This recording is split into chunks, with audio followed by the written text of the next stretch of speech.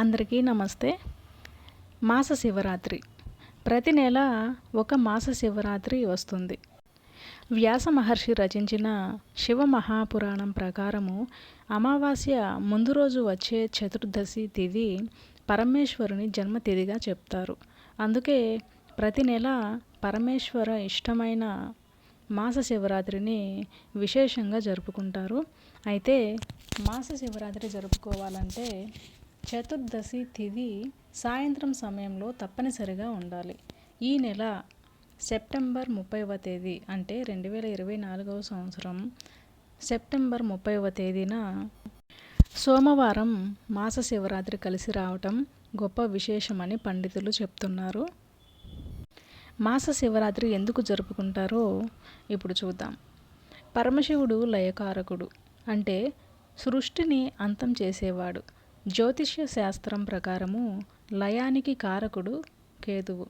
అమావాస్యకు ముందు వచ్చే చతుర్దశి రోజు చంద్రుడు క్షీణంగా ఉంటాడు.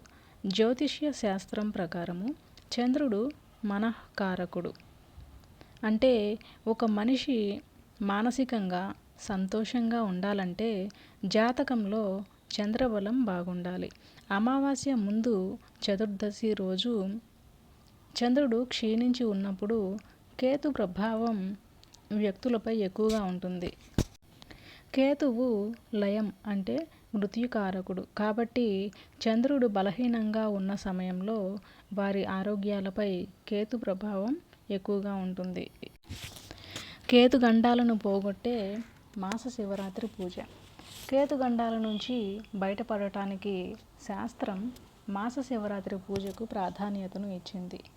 శివుడు ఆజ్ఞ లేనిదే చీమైనా కుట్టదు అంటారు కదా. అల్ప ఆయుష్కుడైన మార్కండేయుడు పరమశివుని ఆరాధించి సంపూర్ణ ఆయుష్ను పొందిన కథ మనందరికీ తెలుసు.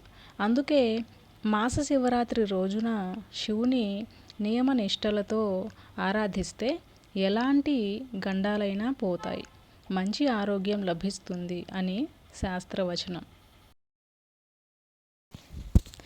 మాస శివరాత్రి పూజా ఫలం. మాస శివరాత్రిని ఈ విధంగా శాస్త్రోక్తంగా జరుపుకోవటం వలన దీర్ఘకాలిక ఆరోగ్య సమస్యలు నయమవుతాయి. జాతకంలోని క్షీణ చంద్ర దోషముల తీవ్రత తగ్గుముఖం పడుతుంది.